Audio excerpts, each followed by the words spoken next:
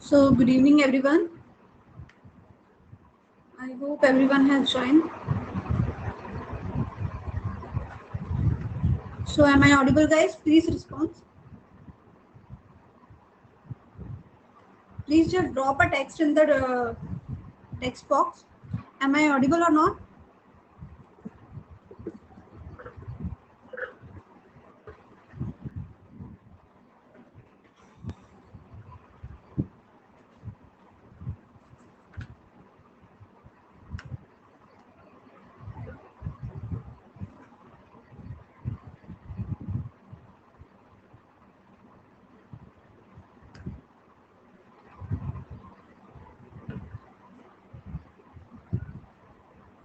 Okay. So now let's begin our class. So first I would like to just introduce you all about this crash course. Okay. So हम लेकर आए हैं guys आपके लिए GPAT orientation classes at Unacademy platform, जिसके बारे में आप सबको पता भी होगा, ठीक है। सो इसके ऊपर हम क्या लेने जाएंगे, आप एक क्रैश कोर्स होगा GPAT क्लासेस का, और आप ये क्रैश कोर्स ज्वाइन कर सकते हो, ठीक है, by downloading this Unacademy app in your mobile phones. Unacademy app को जैसे ही आप डाउनलोड करोगे उसके अंदर ऑप्शंस आएगा GPAT and other pharma examinations. जैसे ही आप उस पर क्लिक करोगे and you can join our Prayas crash course, Prayas batch के अंदर आप एंटर कर जाओगे और आप ज्वाइन कर सकते हो हमारी GPAT orientation classes. Okay.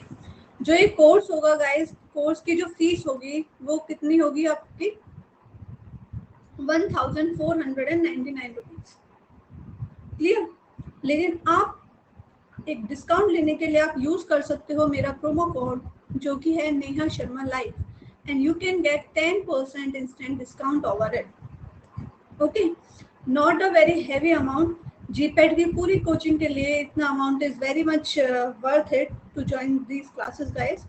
So hurry up and join the crash course as soon as you can so that you don't miss any important lectures that might be important to the perspective of your GPAT examination. ठीक है. So this was a brief about our crash course at Unacademy, which you can join by the following method which I have told you. So now guys, we will begin with since in last classes we have already covered some major topics like general pharmacology and autonomic nervous system. Okay, and based on these we have also covered our MCQs from the GPAT point of view. Clear? So in this lecture we are going to begin with the diuretics. Clear? So shall I proceed, guys, or you have any doubt regarding joining this crash course? If you have, you can just please mention your doubt in the comment box so that I can clear it out and then we can move towards the topic of discussion.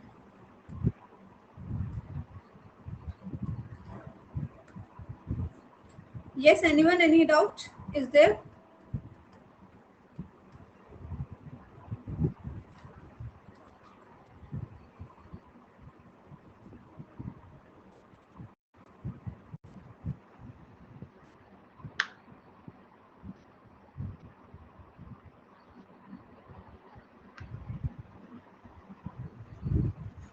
Okay, no doubts. So now let's begin with the discussion, that is drugs acting on the kidney. Okay, तो drugs acting on the kidneys के अंदर हम discuss करते हैं about the diuretics and anti-diuretics drugs. Clear?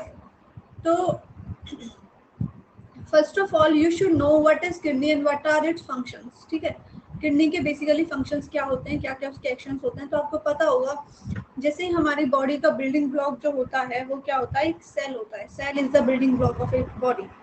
उसी तरह से जो हमारा किडनी होती है उसका बिल्डिंग ब्लॉक क्या होता है, which is the structural unit of kidney, क्या होती है, it is nephron. Nephron is the structural unit of kidney, जिसका स्ट्रक्चर कुछ इस तरह से होता है जो मैंने यहाँ पे रिप्रेजेंट किया हुआ है। ठीक है,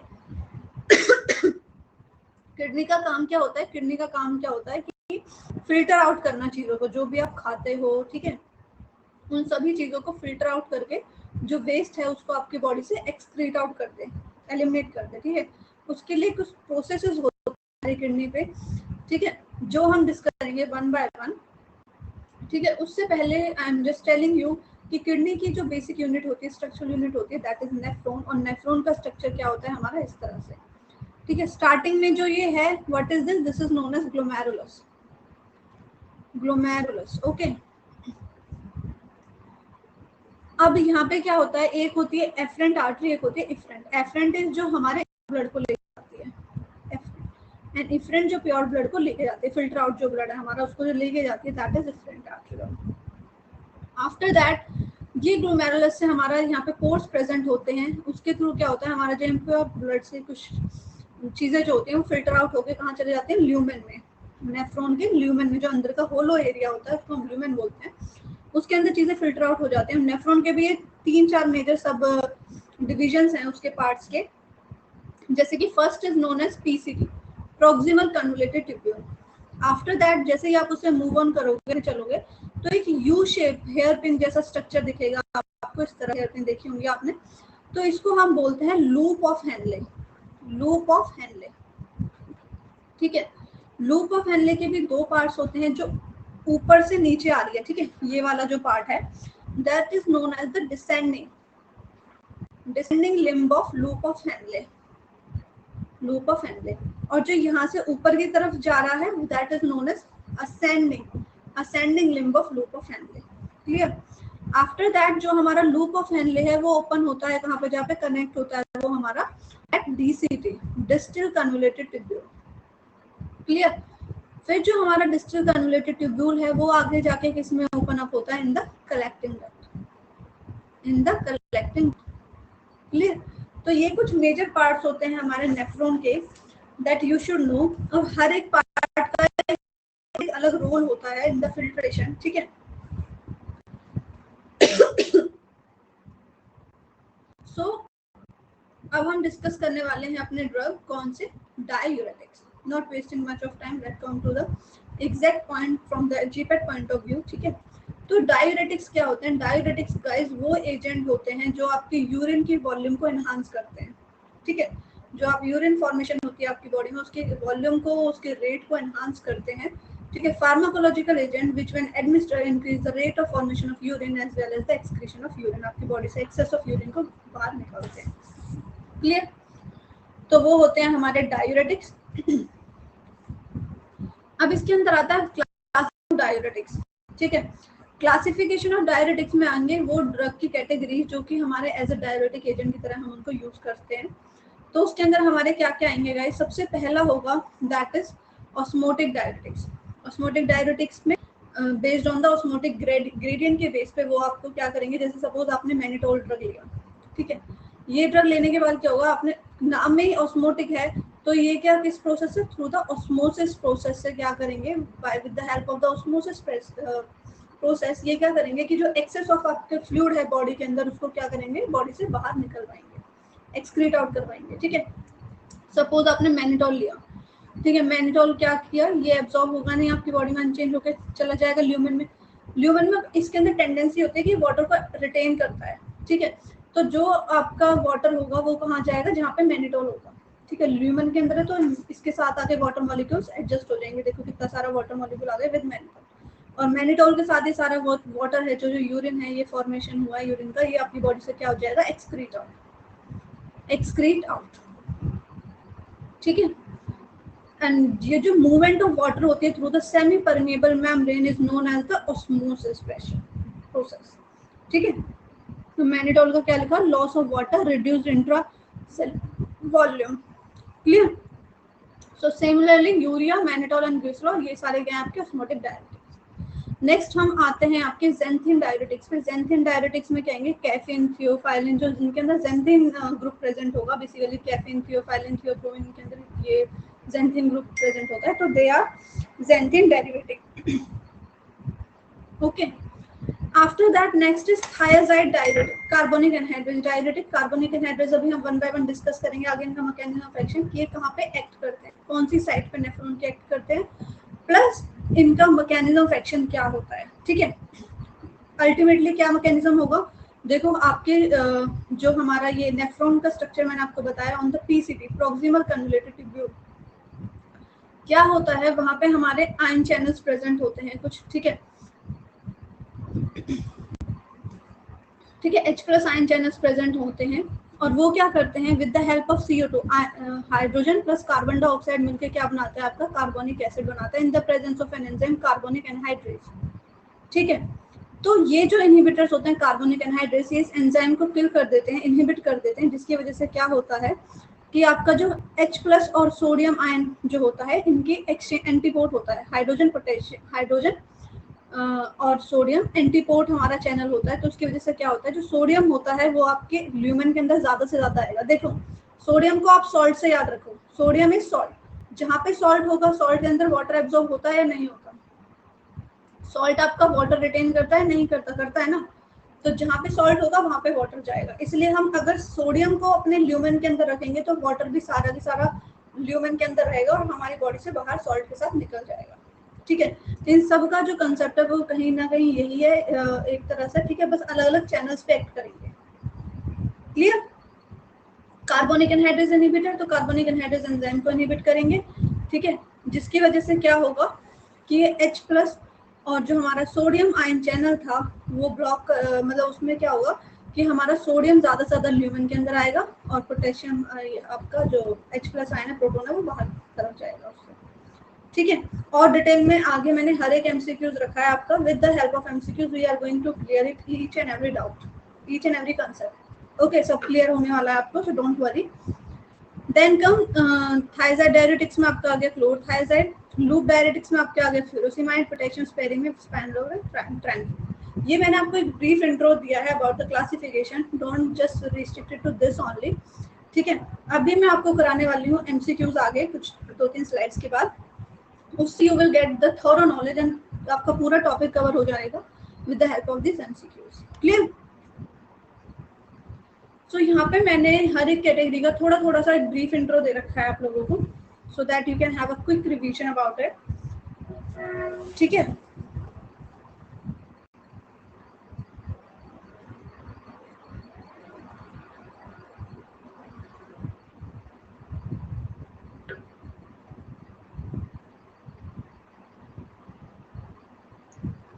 सो एक मुझे इम्पोर्टेंट बात बतानी थी आपको यहाँ पे, ठीक है, जो एग्जामिनेशन पॉइंट ऑफ व्यू से भी इम्पोर्टेंट है कि देखो हमारी ना 3 प्रोसेस होती हैं फिल्ट्रेशन में, ठीक है। जो नेफ्रॉन होता है उसके थ्रू हमारी जब यूरिन बनता है 3 प्रोसेस होती हैं, कौन कौन सी?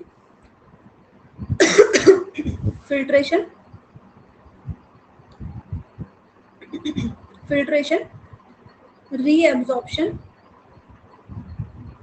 एंड सिक्रीशन, ठीक है। ग्लोमेरुलर फिल्ट्रेशन,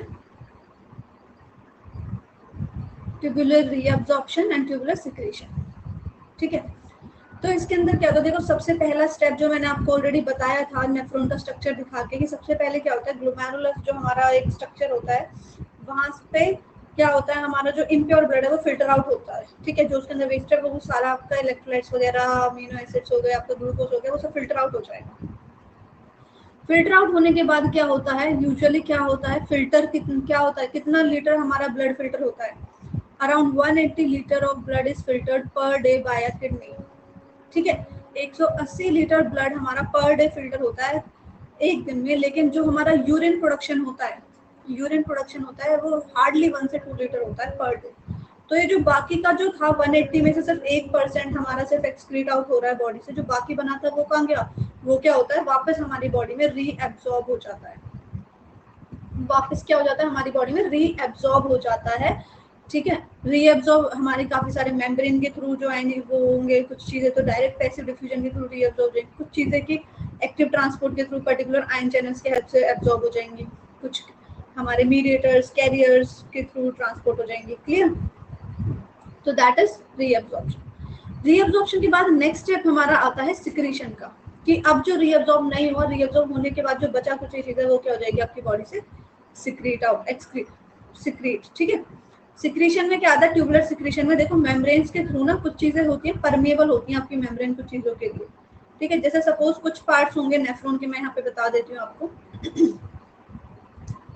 ये जो हमारा लूप ऑफ हेनले मैंने आपको बताया ना, जैसे इसका ये वाला पार्ट है डिसेंडिंग, ये क्या होता है, it is permeable to sodium, और जो ये हमारा असेंडिंग लूम है that is permeable to water, मतलब वाटर इधर उधर आ सकता है इजीली। यहाँ पे हमारा सॉल्ट एंड इलेक्ट्रोलाइट्स इधर उधर आ सकते हैं, परमेबल होता है उनके लिए, ठीक है।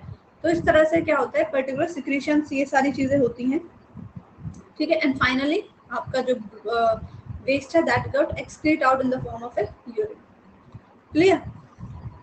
तो मुझे यही बताना था। दूसरी इंपॉर्टेंट चीज क्या बतानी थी? दूसरी इंपॉर्टेंट चीज मुझे बतानी थी आपको कि जो सोडियम है, क्योंकि डायरेटिक्स में मेन जो हमारा सेंटर ऑफ अट्रैक्शन होगा वो क्या होगा, सोडियम का एब्जॉर्प्शन कहाँ से होता है और कितना होता है, ठीक है। क्योंकि सोडियम का ही हमारा सारे जो ड्रग्स हैं वो कहीं ना कहीं अल्टीमेटली सोडियम के एब्जॉर्प्शन को ही ऑल्टर कर रहे हैं कि ज़्यादा से ज़्यादा Na हमारी बॉडी से एक्सक्रीट आउट हो और उसके साथ हमारा ज़्यादा से ज़्यादा वाटर एक्सक्रीट आउट हो बॉडी से, ठीक है।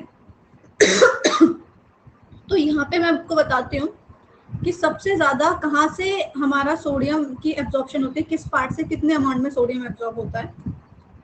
तो देखो, जो हमारा प्रोक्सिमल कन्वोल्यूटेड ट्यूब्यूल होता है, ठीक है, वहां से मैक्सिमम रीअब्जॉर्प्शन होता है चीजों का। 90% of reabsorption take place from the proximal convoluted tubule, जो कि है हमारा ये वाला पार्ट, ठीक है।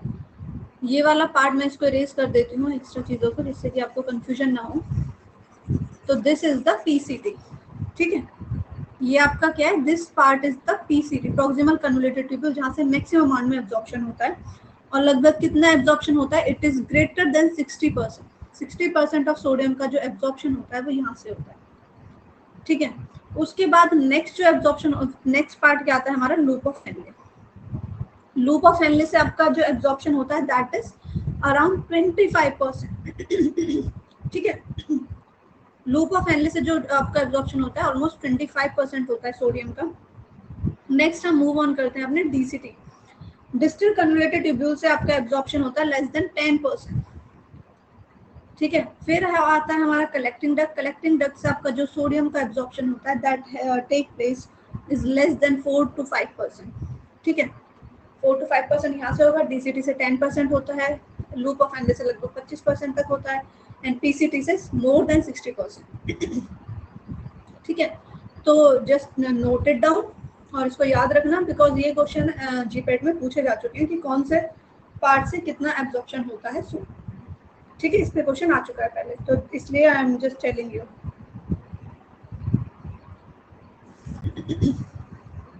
क्लियर? सो हम थे ज़ैंथीन डेरिवेटिव्स पे। ज़ैंथीन क्या होते हैं, द ज़ैंथीन्स यानी कि ज़ैंथीन्स के अंदर आते हैं हमारे कैफीन, थियोफाइलिन, थियोब्रोमिन। इनकी जो एक्टिविटी होती है डायरेटिक वीक होती है, if they are not strong diuretic. They have been known for the direct reaction but currently it is rarely used, बहुत रेयरली इनको यूज किया जाता है, तो क्वेश्चन हार्डली पूछा जाएगा, लेकिन फिर भी यू शुड नो कि कैफीन एंड थियोफाइलिन कौन सी कैटेगरी में आते हैं, ज़ैंथीन डायरेटिक्स में, ठीक है। अमीनोफाइलिन जो है हमारा, थियोफाइलिन एथाइलअमीन, मतलब थियोफाइलिन का डेरिवेटिव है, is the most used member. इनमें से भी हमारा अमीनोफाइलिन यूज किया जाता है basically. Theophylline exerts its diuretic action by inhibition of sodium reabsorption in the pre-CT proximal convoluted tubule। पता चल गया कहाँ पे एक्ट करते हैं, ये एक्ट करते हैं आपकी कौन सी लोकेशन में, पीसीटी, ठीक है। These drugs increase the renal plasma flow, promoting a higher glomerular filtration rate। Adverse effects क्या होते हैं इसके सीएनएस में, स्टिमुलेटिंग, नर्वस सिस्टम पे, नर्वस सिस्टम को स्टिमुलेट करते हैं, they have the CNS stimulation effect, and second is nausea that is vomiting. Clear? ये इसके दो इंपॉर्टेंट है कि ये पीसीटी पे एक्ट करते हैं, सोडियम के रीअब्जॉर्प्शन, जो कि हमारे जैसे सपोज ये ल्यूमेन है, ठीक है, ये ल्यूमेन, इसके अंदर ये यूरिन है, मतलब ठीक है। तो यहाँ पे सपोज सोडियम था, तो यहाँ से सोडियम को क्या करवाएंगे, रीअब्जॉर्ब। तो ये रीअब्जॉर्प्शन जो होगा ये इनहिबिट कराते हैं, मतलब ज्यादा से ज्यादा सोडियम ल्यूमेन में रहेगा, तो सोडियम ल्यूमेन में रहेगा तो वाटर भी सोडियम के साथ रहेगा और ये क्या हो जाएगा, अपनी बॉडी से एक्सक्रीट आउट हो जाएगा। क्लियर? दैट मच ओनली, ठीक है। फिर हम बात करते हैं किसकी, कार्बोनिक एनहाइड्रेस इनहिबिटर्स की। कार्बोनिक एनहाइड्रेस इनहिबिटर्स में कौन कौन से ड्रग बताए थे गाइस मैंने आपको, इसके अंदर आपका एक ही ड्रग है दैट इज एसिटाजोलामाइड, ठीक है। एसिटाजोलामाइड, अब देखो यहाँ पे एक मैंने एक डायग्रामेटिक रिप्रेजेंटेशन दिखा रखा है आपको,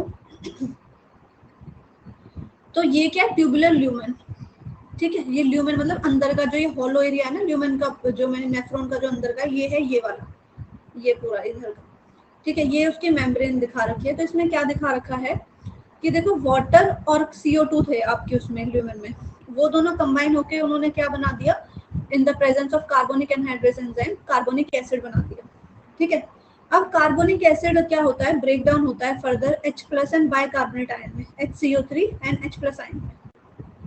ठीक है, अब क्या होता है आपकी ल्यूमेन के जो मेम्ब्रेन होती है वहां पे क्या होती है, ट्रांसपोर्ट चैनल प्रेजेंट होता है, that is hydrogen and sodium antiport. Antiport और सिम्पोर्ट का मतलब समझते हो, yes or no, do you understand what is antiport and symport? देखो एंटी मीन्स ऑपोजिट और सिम मीन्स सेम। तो एंटी का मतलब होता है दोनों का ऑपोजिट डायरेक्शन, अगर सोडियम अंदर जाएगा तो हाइड्रोजन बाहर आएगा। ठीक है, तो अब इसके थ्रू क्या होता है, H+ बन गया यहाँ से इसको डिसोशिएट करके, तो H+ अंदर जाएगा ल्यूमेन में, सोडियम ल्यूमेन से हमारी बॉडी के अंदर एब्जॉर्ब होगा। ठीक है, ये बॉडी के अंदर जा रहे हैं, बॉडी के सेल्स के अंदर, तो ये क्या हो रहा है, एब्जॉर्ब। तो मतलब ल्यूमेन के अंदर हमें सोडियम ज्यादा चाहिए, तभी तो वाटर रिटेन कर पाएगा, तभी वाटर हमारी बॉडी से एक्सक्रीट होगा। तो हम क्या करेंगे, अगर हमने इसको इनहिबिट कर दिया कार्बोनिक एनहाइड्रेस को ही, तो क्या होगा, ना तो ये H+ और ये हमारा उसमें कन्वर्ट हो पाएगा, कार्बोनिक एसिड नहीं बनेगी, ना ही हमारा H+ सोडियम से एक्सचेंज हो पाएगा। तो सोडियम ज्यादा ल्यूमेन में रहेगा आपके, और सोडियम ल्यूमेन में रहेगा तो वाटर इसके साथ रहेगा, और वाटर आपकी बॉडी से क्या हो जाएगा, एक्सक्रीट आउट। यूरिन ज्यादा बनेगा, ज्यादा पानी ज्यादा यूरिन एंड बॉडी से एक्सक्रीट आउट। तो ये मैकेनिज्म ऑफ एक्शन क्लियर हुआ या नहीं, जस्ट टेल मी यस और no guys, is it clear to you? मैंने ये डायग्राम के हिसाब से आपको समझाया so that it can get clear. Sorry I didn't saw your messages, let me read it.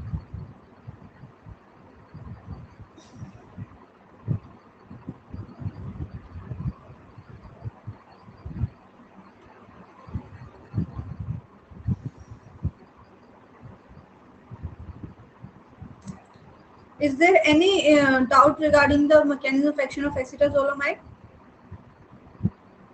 Okay.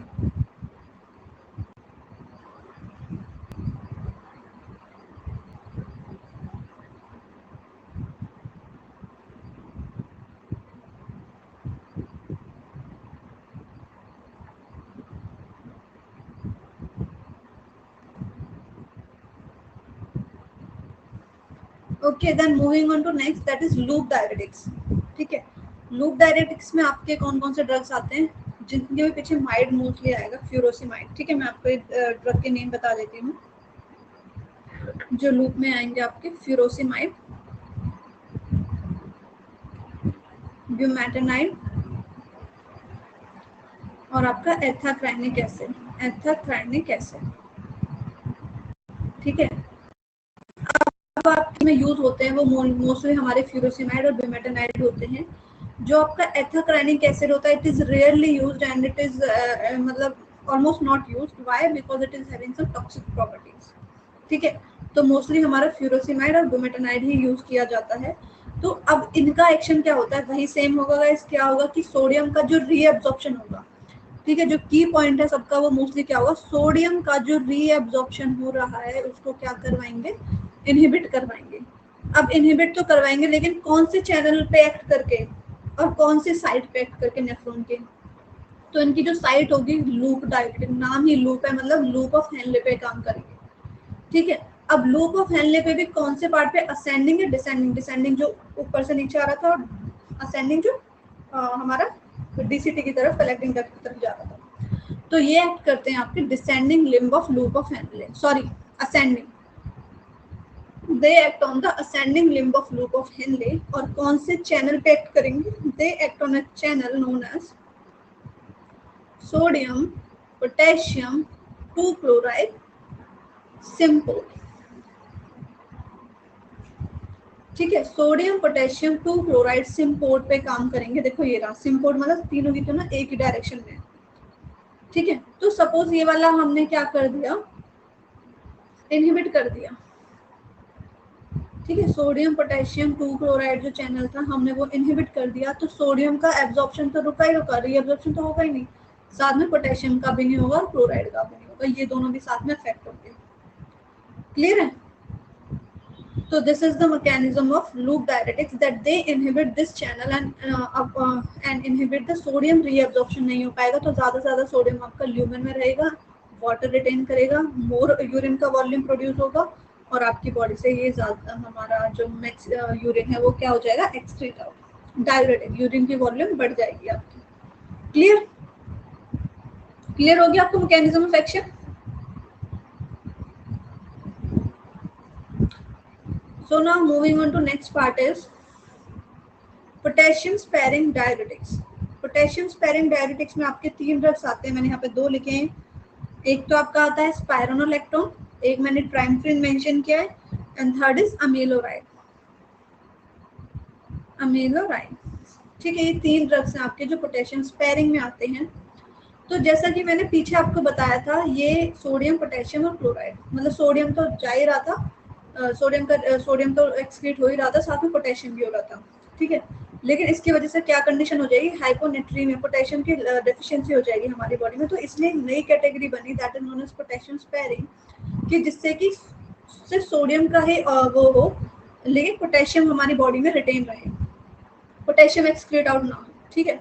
तो ये कौन से चैनल पे काम करते हैं, ये आपके गाइस काम करते हैं डिस्टल कन्वोल्यूटेड ट्यूब्यूल पे काम करते हैं पोटेशियम स्पेरिंग डायरेटिक्स। और देखो ये कौन से चैनल पे काम कर रहे हैं, दोनों, सोडियम की डायरेक्शन अलग है और पोटेशियम की अलग है। So they act on the sodium potassium antiport. Clear? Sodium potassium antiport पे काम करते हैं आपके, और इस चैनल को ब्लॉक करते हैं, जिसकी वजह से क्या होता है, सपोज ये ब्लॉक कर दिया तो क्या होगा, सोडियम का रीअब्जॉर्प्शन नहीं हो पाएगा, पोटेशियम का एक्सक्रीशन नहीं हो पाएगा। Clear? So this is how our potassium sparing diuretics work. एक इंपॉर्टेंट चीज इसके अंदर ध्यान रखने की, स्पाइरोनोलेक्टोन को एक्शन करने के लिए it is not a direct diuretic हमारा, ये किसी ना किसी के साथ दिए जाते हैं बेसिकली, ठीक है। स्पाइरोनोलेक्टोन की जो फंक्शनिंग होती है उसके अंदर एल्डोस्टेरोन का इफेक्ट आता है, ठीक है, क्योंकि एल्डोस्टेरोन क्या होता है आपका, एक है जो कि एड्रिनल ग्लैंड से, हार्मोन है आपकी बॉडी में जो हमारे एड्रिनल ग्लैंड से रिलीज होता है, और ये सारे होता है। क्लियर? बल्कि जो हमारे अदर टू ड्रग्स हैं, दैट इज अमीलोराइड एंड ट्राइम्फ्रिन, उनका एक इंडिपेंडेंट एक्शन है, डायरेक्टली ब्लॉक करते हैं पोटेशियम को without interfering with the aldosterone. Clear?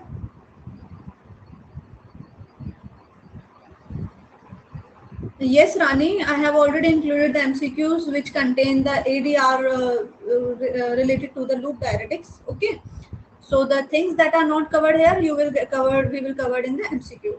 So don't worry, each and every topic will be covered. Okay. So here are thiazide diuretics.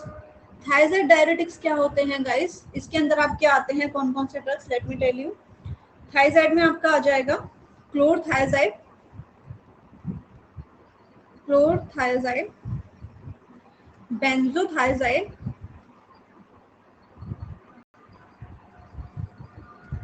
ज़िपामाइड,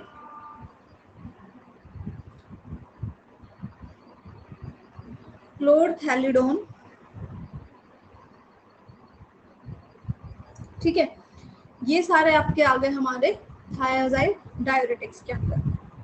clear?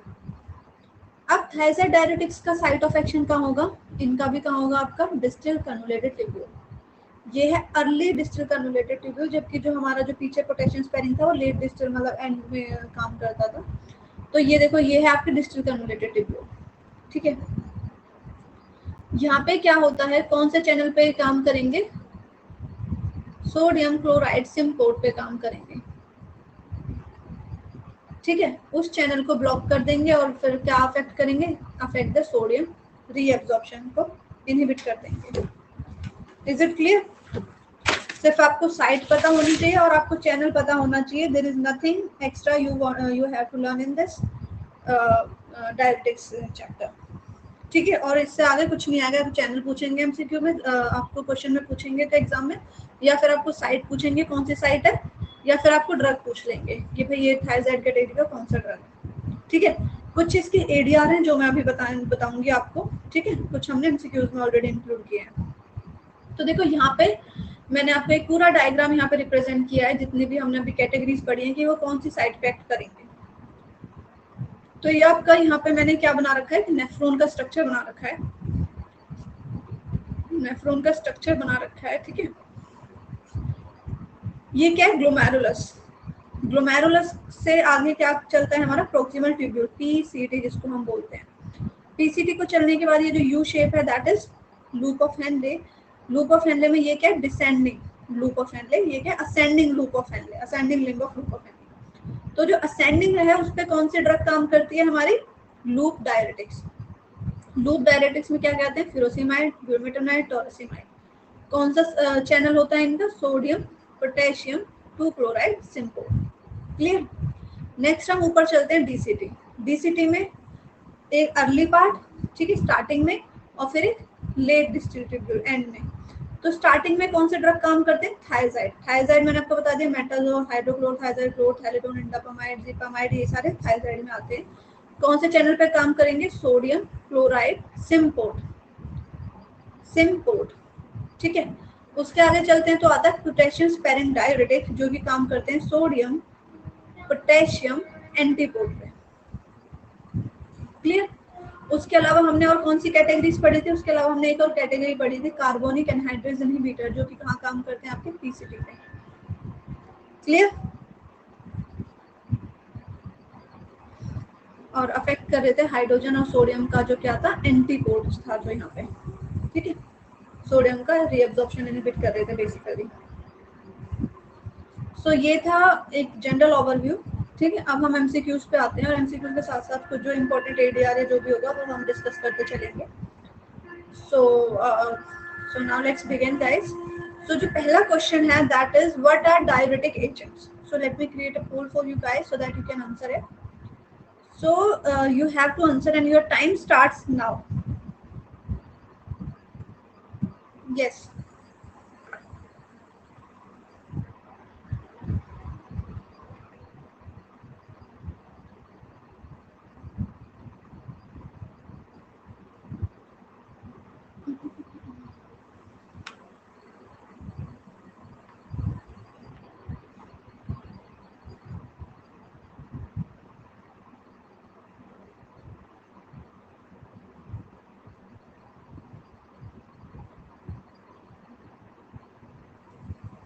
Yes.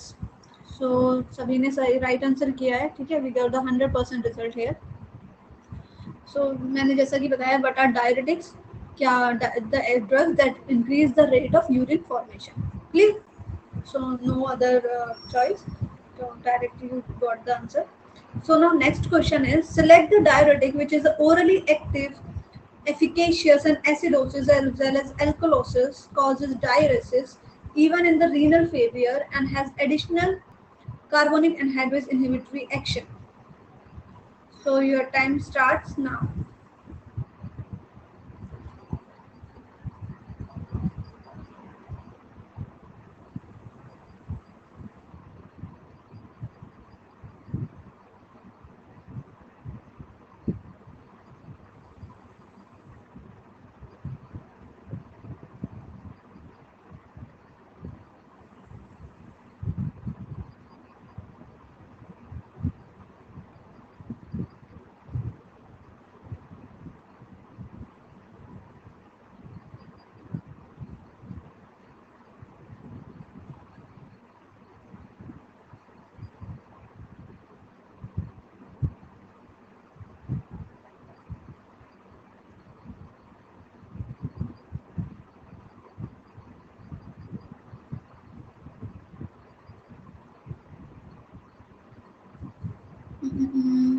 So here we didn't get the right options.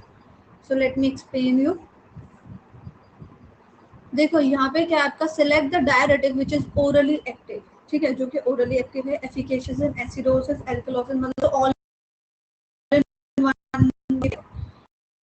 कार्बनिक anhydrase inhibitory activity भी रखता है. तो guys जो most हमारा use किया जाता है क्लिनिकली भी ज्यादा, जो इसको हम प्रेफर करते हैं that is furosemide, and it poses all these activities which are mentioned in this question. Clear. So the answer is furosemide. It is active orally, efficacious in acidosis as well as alkalosis, and causes the diuresis even in the renal failure. Clear? So now next question is, what is the site of action of the diuretic mannitol?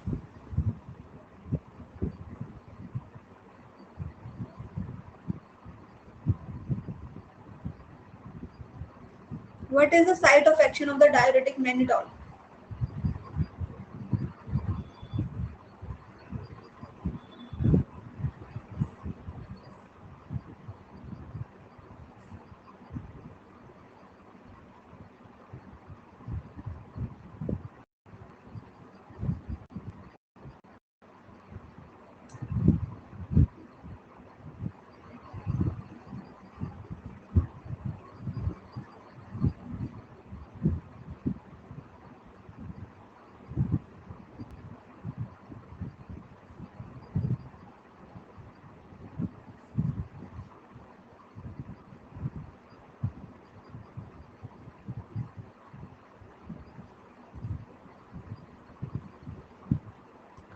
So let me tell you, actually you can avoid this question because mannitol क्या है guys, it is an osmotic diuretic and ये अपना action कहाँ पे show करता है, basically उन areas पे जो वाटर परमेबल होंगे, ठीक है, नेफ्रॉन के वो एरिया जो वाटर परमेबिलिटी शो करते हैं, जहाँ से water easily in and out हो सकता है, तो वहाँ पे यूजुअली जैसे कि पीसीटी प्रॉक्सिमल ट्यूब्यूल हो गया और हमारा लूप ऑफ हेनले जो होता है, लेकिन डिसेंडिंग नहीं आएगा, वो असेंडिंग लूप ऑफ हेनले होता है जो वाटर के लिए परमेबल होता है, ठीक है। सो यहाँ पे जो ऑप्शन होगा that is peace proximal tubule, otherwise दूसरी साइड इसकी क्या होती है, ascending loop of Henle. Clear? तो नेक्स्ट आपका आता है क्वेश्चन। अब देखो यहाँ पे, चलो मैं आगे करने से पहले लेट मी टेल यू, जो आपने बोला था एडीआर का, चलो मैं बता देती हूँ, ठीक है। अब देखो यहाँ पे क्या है, हमारा मेन जो एडीआर है वो है हमारे लूप डायरेटिक, थायराइड कैटेगरी जो भी है, लूप डायरेटिक्स, ठीक है। लूप डायरेटिक्स में क्या आते हैं, furosemide, bumetanide, torasemide and ethacrynic acid. So guys, इनका जो साइड इफेक्ट होता है वो क्या होता है इनका, ये दे कॉजेज द ऑटोटॉक्सिसिटी, ठीक है, ऑटोटॉक्सिसिटी कॉज कराते हैं, हियरिंग लॉस करवाते हैं, ये इनका एक साइड इफेक्ट होता है, ठीक है। दूसरा क्या होता है कि ये हमारा क्या करवाते हैं, सोडियम को तो लॉस कराते हैं बॉडी से, क्योंकि सोडियम का रीअब्जॉर्प्शन इनहिबिट करते हैं ना चैनल से, लेकिन सोडियम के साथ साथ ये पोटेशियम का भी लॉस कराते हैं बॉडी से। पोटेशियम का भी क्या होता है, decrease in level of potassium, तो उस कंडीशन को हम क्या बोलते हैं, हाइपोनेट्रीमिया, ठीक है।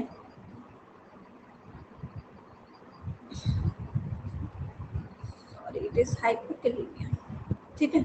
सो दे कॉजेज हाइपोकैलेमिया, जिसकी वजह से क्या होता है, आपकी जो हार्ट रेट होता है they get altered, so that's why they causes the arrhythmia, leads to arrhythmia, ठीक है। तीसरी जो कंडीशन होती है वो क्या होती है कि ये हमारा जो बॉडी के अंदर जो मैग्नीशियम लेवल है, मैग्नीशियम को भी क्या करवाते हैं, कम, मतलब बॉडी से मैग्नीशियम भी ज्यादा एक्सक्रीट आउट होगा, ठीक है।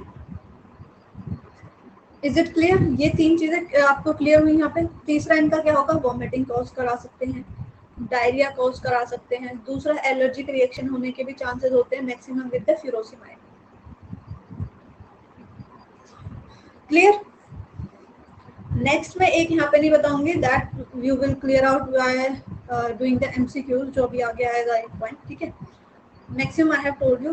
दूसरा हमारा क्या होता है, थायराइड। थायराइड होती है, उनका क्या साइड इफेक्ट होता है, उनका भी ये सेम होता है कि हमारा पोटेशियम सोडियम के लेवल को कम कराते हैं, दूसरा मैग्नीशियम को भी कम कराते हैं, सेम इफेक्ट। ऑटोटॉक्सिसिटी लूप से ज्यादा होती है, थायराइड से नहीं होती, इतना देखने को नहीं मिलता। Clear? So mainly ototoxin is associated with the loop diuretics. Clear?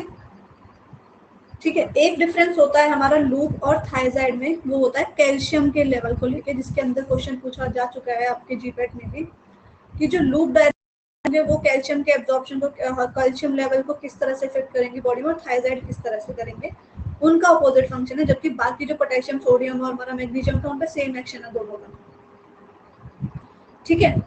सो जो आपका कैल्शियम लेवल होता है हमारी बॉडी में, वो क्या होता है, कैल्शियम का एक्सक्रीशन बढ़ जाता है with loop diuretics, loop diuretics जो करते हैं कैल्शियम का एक्सक्रीशन हमारी बॉडी से बढ़ा देते हैं, यानी कि एक्सक्रीशन बढ़ गया तो हमारी बॉडी में जो अमाउंट है कैल्शियम का वो क्या हो गया, लेस, यानी कि low calcium, that is hypokalemia cause कराते हैं, कैल्सीमिया। ठीक है, उसके बाद जो आपका थायराइड होता है, थायराइड का अपोजिट एक्शन क्या होता है कि वो कैल्शियम का जो आपका कैल्शियम को आपकी बॉडी में क्या करते हैं, इंक्रीज, हाइपर कैल्सीमिया, मतलब एक्सक्रीशन नहीं होने देते कैल्शियम का। तो थायराइड क्या कॉज करते हैं, हाइपर कैल्सीमिया कंडीशन। ठीक है, कैल्शियम को लेके इन दोनों का अपोजिट एक्शन है जो कि क्वेश्चन में पूछा जा चुका है, तो कंफ्यूज मत होना। लूप डायरेक्ट्स क्या करेंगे, हाइपोकैल्सीमिया, बॉडी के अंदर कम कैल्शियम रहेगा यानी कि एक्सक्रीशन ज्यादा होगा। थायराइड क्या करेंगे, हाइपर कैल्शियमिया यानी कि एक्सक्रीशन को इनहिबिट करेंगे कैल्शियम के, बॉडी के अंदर ज्यादा कैल्शियम होगा। Is it clear? ठीक है, और देखो जो थायराइड है और जो हमारे लूप डायरेटिक्स है वो क्या कंडीशन कॉज करा रहे हैं, हाइपोकैलिमिया। ठीक है, हाइपोकैलिमिया मेनली लूप डायरेटिक्स से रिलेटेड है हमारा हाइपोकैलिमिया। तो हाइपोकैलिमिया मतलब बॉडी में पोटेशियम की लेवल कम है काफी, तो इसीलिए इनके साथ दिए जाते हैं स्पेरिंग डायरेटिक्स को, इनके साथ एज एडजुवेंट दिया जाता है जो कि स्पाइरोनोलेक्टोन, ट्राइमोप्रिन या अमीलोराइड। ठीक है, इसलिए कि हाइपोकैलिमिया ना हो, पोटेशियम रिटेन हो आपकी बॉडी में, इसलिए लूप डायरेटिक्स के साथ साथ रिकमेंड किया जाता है कि पोटेशियम स्पेरिंग डायरेटिक्स भी हो। क्लियर और नॉट? ठीक है, so now let's come to the MCQs again. So you have to answer this question. What is the site of action of loop diuretics? So your time starts now.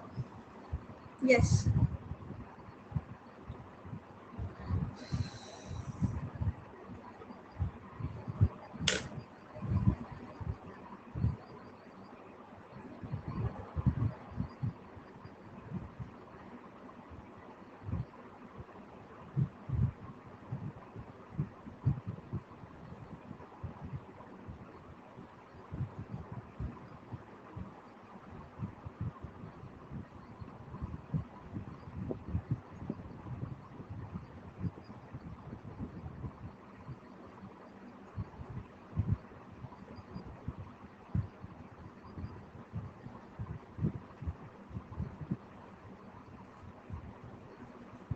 Okay, so we got the 100% result in this. So you know कि loop diuretics का site of action ascending loop of Mendel होता है, and transporter भी मैं आपको बता चुकी हूँ.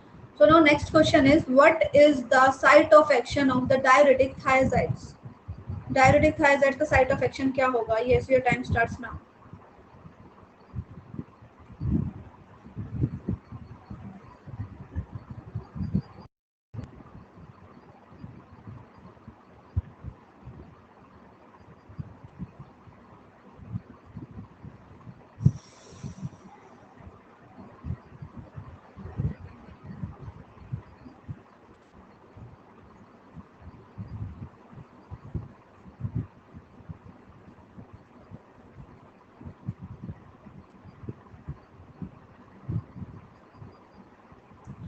Yeah, so all you have given the 100% result. Just to congratulate you with the right answer.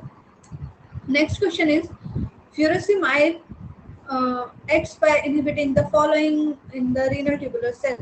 कौन से ट्रांसपोर्टर पे एक्ट करता है हमारा furosemide ड्रग?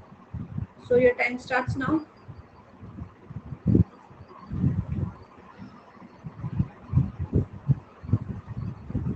Okay, ठीक है, so means you got this कि भाई लूप जो डायरेटिक्स होंगे उनका क्या एक्शन है, साइट ऑफ एक्शन क्या होगा और कैसे वो एक्ट करेंगे, क्या आपको क्लियर हो चुका है? So the answer is sodium potassium two chloride को ट्रांसपोर्टर पे हमारे ये एक्ट करता है. ठीक है, so now coming to next question is, thiazide diuretic and furosemide have the opposite effect on the net renal excretion of the following. So your time starts now.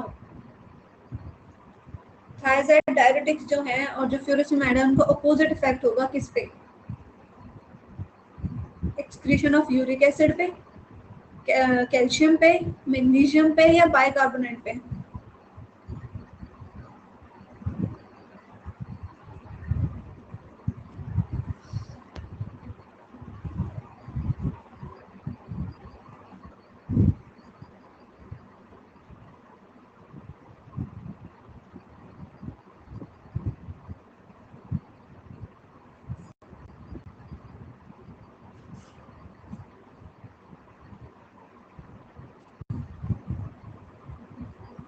ठीक है, तो इसमें 100% रिजल्ट नहीं आया, कुछ लोगों ने सी ऑप्शन पे भी टिक किया है, मैग्नीशियम पे। तो मैंने अभी थोड़ी देर पहले ही आपको डिस्कस किया था, इसमें क्या पूछा है, अपोजिट इफेक्ट। ठीक है, कैल्शियम पोटेशियम पे, सोडियम पे, ठीक है, मैग्नीशियम पे क्या होता है इनका, फ्यूरोसिमाइड का और हमारे मतलब लूप डायरेटिक्स का, थायराइड्स का सेम इफेक्ट होता है कि हमारी बॉडी में एक्सक्रीशन इनका बढ़ जाता है, ठीक है, अमाउंट डिक्रीज हो जाता है। लेकिन कैल्शियम पे इनका अपोजिट इफेक्ट होता है। ठीक है, क्या इफेक्ट होता है कि जो लूप डायरेटिक्स होते हैं वो हाइपोकैल्शियमिया कराते हैं और जो थायराइड डायरेटिक्स हैं वो हाइपर कैल्शियमिया कराते हैं।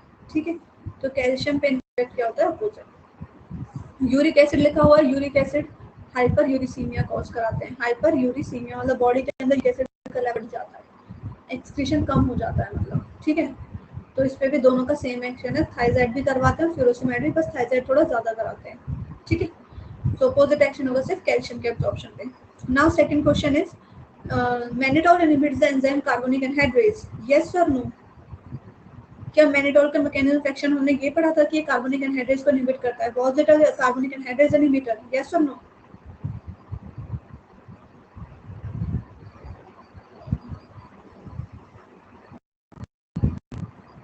Okay, so no. So now next question is, what is the site of action of the diuretic acetazolamide? So your time starts now. Acetazolamide कौन सी कैटेगरी का ड्रग था, इफ यू नो? अभी तो काफी सारे एमसीक्यूज बचे हैं, we have to just increase our speed. Okay, so got the 100% result here. So A is the site of carbonic anhydrase inhibitors, that is proximal tubule.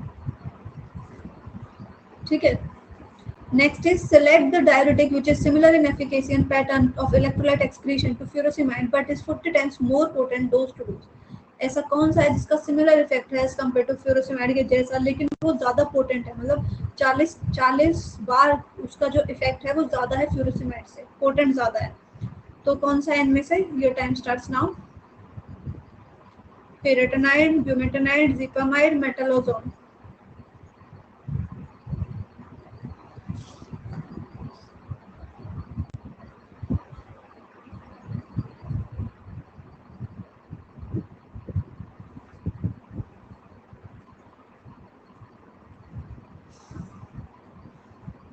So let me answer, कुछ ने B answer किया है और कुछ ने C answer किया है। तो देखो मैं आपको बता दूं, यहाँ पे जो ज़ीपामाइड है वो आपका थायराइड कैटेगरी से था, है ना, और जो ब्यूमेटेनाइड था वो आपका लूप डायरेटिक्स से था। लूप डायरेटिक्स को दूसरा नाम क्या होता है, high ceiling diuretics. High ceiling diuretics मतलब जो लूप डायरेटिक्स में जितने भी ड्रग्स हैं उनका इफेक्ट ज्यादा होगा, जितने भी बाकी कैटेगरीज हमने पढ़ी हैं सबसे ज्यादा जो मोस्ट प्रेफरेंस होगी दैट इज लूप डायरेटिक्स, क्योंकि उनकी एफिकेसी ज्यादा होती है। ठीक है, तो भाई सिंपल सी चीज है, इसमें से फ्यूरोसिमाइड कौन सा होगा, ब्यूमेटेनाइड कैटेगरी, मतलब ये हमारे लूप डायरेटिक्स में। इसके अंदर भी फ्यूरोसिमाइड से ज्यादा पोटेंट पूछा गया है कि फ्यूरोसिमाइड से ज्यादा इफेक्ट किसका होगा, तो वो ब्यूमेटेनाइड है। ठीक है, लूप डायरेटिक्स जो होते हैं उनकी सबसे ज्यादा एफिकेसी होती है, तो बाकी सब तो साइड हो गए. You have to choose a loop diuretic which is bumetanide.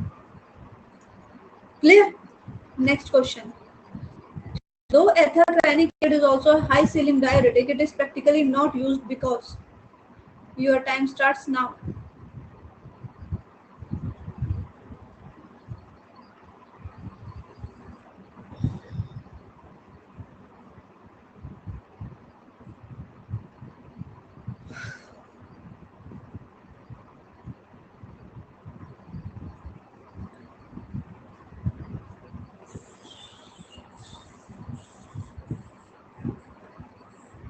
ठीक है, तो आप सबने सही आंसर दिया है, सॉरी सही नहीं दिया, सही okay, still we got 75% right answers. कुछ ने शायद एक या दूसरा किया था। So let me tell you, ethacrynic acid को हम यूज नहीं करते। क्यों नहीं करते, मैंने आपको बताया कौन सी कैटेगरी में था, लूप डायरेटिक्स में था, फ्यूरोसिमाइड वाली कैटेगरी में था। लेकिन क्लिनिकली प्रैक्टिस में इसको यूज नहीं किया जाता, क्यों? क्योंकि ज्यादा टॉक्सिक होता है, ज्यादा टॉक्सिसिटी, ऑटोटॉक्सिसिटी ज्यादा कॉज करता है, जो उनकी साइड इफेक्ट था सबसे ज्यादा एथरट्राइनिक शो करता है। ठीक है, ये अदर इफेक्ट्स हैं, डायरिया, गट ब्लीडिंग और स्टीप नैरो, ओवर नैरो। ठीक है, इंक्रीज अचानक से स्टीपली इंक्रीज होता है, स्टीप चेंज शो करता है ये, तो that's why it is not given.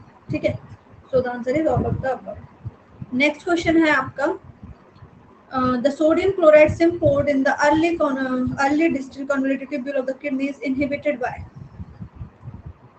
thiazides, metallazone, zipamide, all of the above.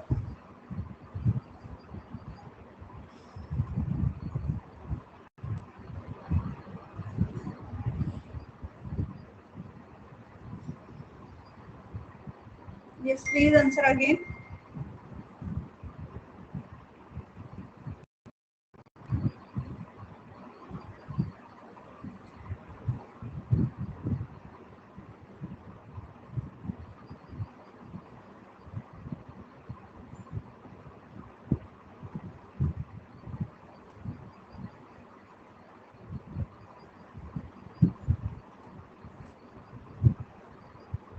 So we got 67% A and D 3%. So guys, simple सी चीज है, सोडियम क्लोराइड पे कौन सा एक्ट कर रहा था, अर्ली डीसीटी बोल रखा है, तो थाइजाइड कैटेगरी के जितने भी ड्रग थे वो सब हमारे किस पे एक्ट कर रहे थे, सोडियम क्लोराइड पे।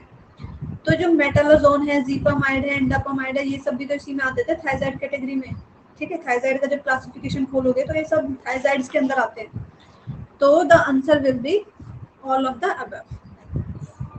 ठीक है, next question, spironolactone can be useful combined with the following diuretic except. Spironolactone इसमें से हम सबके साथ यूज करेंगे तो अच्छा होगा, लेकिन किस एक्सेप्ट किसके अलावा।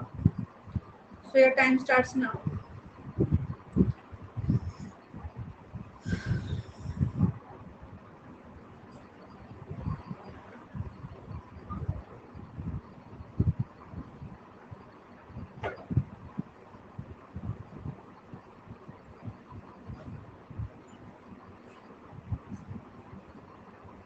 चलो, यहाँ पे भी कंफ्यूजन है आपको, ऑल्दो मैं ये आपको बता चुकी हूँ कि स्पाइरोनोलैक्टोन का, लेकिन still you are facing any issues, so let me just clear it out. मैंने अभी आपको बताया था कि स्पाइरोनोलैक्टोन जो होता है उनको हम खाली नहीं देते कभी भी एज अ डायरेटिक, क्योंकि वो एज ए एडजुवेंट ही दिए जाते हैं, उनका खुद का कोई डायरेटिक इफेक्ट नहीं होता। ठीक है, तो स्पाइरोनोलैक्टोन को हम यूजुअली किसके साथ देते हैं, अभी पीछे ही बताया था कि जो लूप डायरेटिक है और जो आपके थायराइड कैटेगरी के डायरेटिक्स हैं वो क्या करते हैं, आपकी बॉडी से पोटेशियम का भी लॉस कराते हैं सोडियम के साथ साथ। ठीक है, हाइपोकैलेमिया कॉज कराते हैं, तो जिससे कि पोटेशियम आपकी बॉडी में रिटेन रहे, ना लॉस हो, तो उसके लिए हम इन दोनों कैटेगरीज के साथ हम पोटेशियम स्पेरिंग डायरेटिक भी देते हैं, रिकमेंड किया जाता है। ठीक है, तो फ्यूरोसिमाइड, ठीक है, हाँ जी, ये लूप डायरेटिक वाला आ गया, इसके साथ देंगे। हाइड्रोक्लोरथाइजाइड, ये थाइजाइड के साथ आ गया, इसमें भी देंगे। क्लोरथैलिडोन आपका थाइजाइड कैटेगरी है, इसके साथ भी पोटेशियम देंगे। किसके साथ नहीं देंगे, अमीलोराइड, क्योंकि अमीलोराइड कौन सी कैटेगरी का है, अमीलोराइड तो खुद इसी कैटेगरी का है, पोटेशियम स्पेरिंग। तो दोनों एक ही कैटेगरी के ड्रग देके क्या करेंगे, दोनों का सेम इफेक्ट है, एक दे देंगे ना, तो इसके देने की जरूरत नहीं है, स्पाइरोलैक्टोन के साथ इनके साथ देंगे। ठीक है, क्लियर हुआ, नहीं हुआ, यस और नो?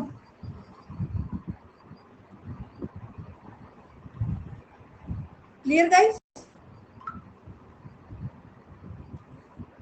ठीक है, now next question, select the diuretic that causes gynecomastia, hirsutism and menstrual disturbances as a side effect as a long term use.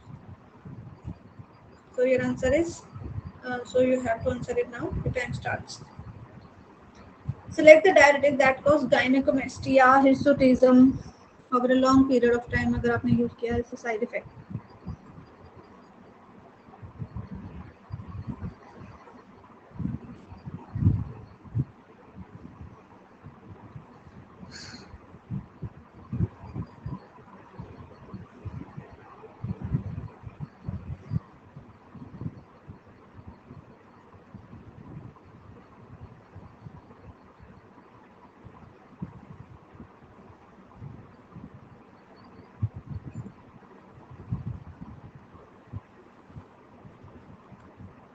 So 75% have answered B.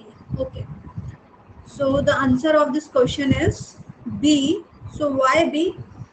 देखो, जो स्पाइरोनोलैक्टोन होता है ना, ये क्या होता है आपका, इट इज अ स्टीरॉयड। ठीक है, इसका स्टीरॉयड नेचर होता है, जो कि आपकी बॉडी में लीवर के अंदर जाके एक एक्टिव मेटाबोलाइट में कन्वर्ट हो जाता है। कौन सा एक्टिव मेटाबोलाइट होता है इसका, कैनरिनोन। कैनरिनोन is the active metabolite of spironolactone. ठीक है, सो उसमें जाके कन्वर्ट हो जाता है। एंड ये क्या होता है आपकी बॉडी में, since it is a steroid, तो आपको, और मैंने आपको बताया था एल्डोस्टेरोन को ये इनहिबिट करता है आपकी बॉडी में, एल्डोस्टेरोन का फंक्शन को थोड़ा इंटरेक्ट करता है उससे।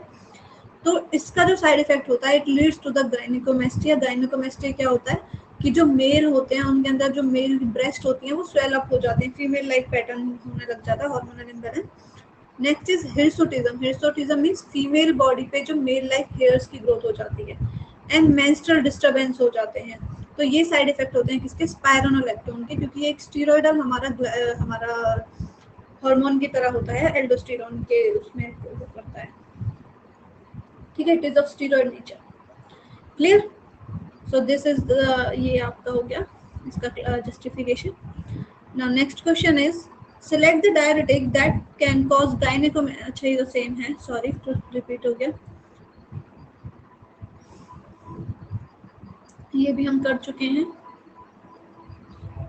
अच्छा ये नेक्स्ट दे रखा है ना, ये बताओ लास्ट क्वेश्चन, ये तो ऑलरेडी आ चुके हैं। Which of the following can be treated by using carbonic anhydrase inhibitor diuretics?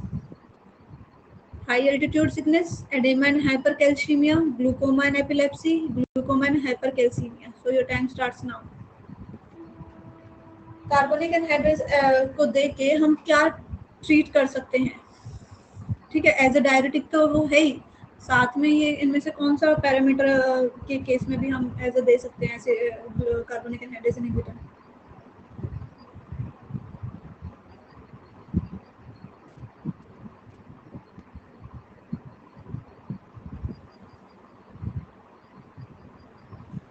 सो आपको ये आंसर नहीं पता है, सो let me just clear it out. देखो जो हमारा कार्बोनिक एनहाइड्रेज इनहिबिटर्स होते हैं ना, वो सभी जितने भी हमारे डायरेटिक्स हैं वो हमारे एडेमा के अंदर भी हम उनको यूज कर सकते हैं। एडेमा मतलब सूजन, आपकी वाटर रिटेंशन होती है ना स्वेलिंग के केस में, तो हम ये क्या करवाते हैं, एक्सेस ऑफ वाटर को आपकी बॉडी से एक्सक्रीट आउट कराते हैं, तो इसमें यूज किए जा सकते हैं। दूसरा जो कार्बोनिक एनहाइड्रेज इनहिबिटर एडेमा के अंदर तो यूज किया ही जा सकता है, लेकिन क्या हाइपर कैल्सीमिया के अंदर यूज होगा? कोई लेना देना नहीं है, ठीक है। High altitude sickness and renal disease, no, ठीक है। ग्लूकोमा से है, क्योंकि ग्लूकोमा के अंदर क्या होता है, आपके आई का जो इंट्राओक्यूलर प्रेशर है वो बढ़ जाता है, तो वो जो एक्सेस ऑफ वाटर है उसको बाहर निकलवाता है, आपकी आई से कम करवाता है उसकी प्रोडक्शन को, तो ग्लूकोमा के अंदर यूज होगा। लेकिन कैल्शियम के अंदर कोई यूज नहीं है, तो ऑप्शन बचा आपका ग्लूकोमा एंड एपिलेप्सी, ठीक है। अब हम देखते हैं आगे, इसका क्लास वो दे रखा है थोड़ा एक्सप्लेनेशन। जो कार्बोनिक एनहाइड्रेज इनहिबिटर्स हैं आर यूज्ड विद द मियोटिक्स, ठीक है, मियोटिक्स के साथ दिए जाते हैं, मियोटिक जैसे कि पिलोकार्पिन हो गए, इन सब के साथ। To lower the intraocular pressure before ocular surgery in certain cases. These are also useful in the treatment of glaucoma, edema, epilepsy, high altitude sickness. They work by inhibiting the carbonic anhydrase, thus prevent the exchange of H plus with sodium and water. Is it clear? ठीक है, यहाँ पे ये कुछ मैंने example दिए हैं जहाँ पे हम इसको कार्बोनिक एनहाइड्रेज को यूज कर सकते हैं। Clear? Oh sorry, answers have also been mentioned here, कोई बात नहीं, चलो ठीक है। ये मैं बता देती हूँ आपको, इनका कुछ मैंने जस्टिफिकेशन भी दे रखा है। ये है which of the following can be treated by using loop diuretic, ठीक है। इसमें से कौन सी कंडीशन है जो हम लूप डायरेटिक से ट्रीट कर सकते हैं?